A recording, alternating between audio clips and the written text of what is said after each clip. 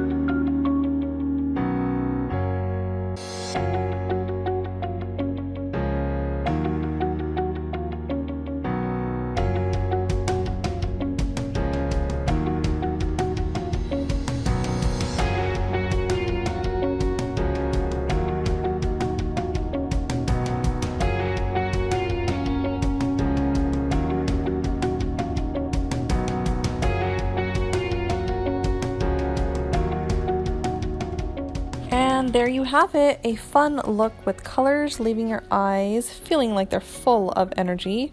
Remember, you can use any eyeshadow shade and blend with a black eyeliner or with a darker tone of the same color, such as a light blue with a dark blue. And with the lips, adding a touch of gloss only in the middle, top and bottom of your lips leaves you with this full, beautiful, and healthy look. Thanks so much for tuning in, and until next time, it's Mehr signing out. Bye!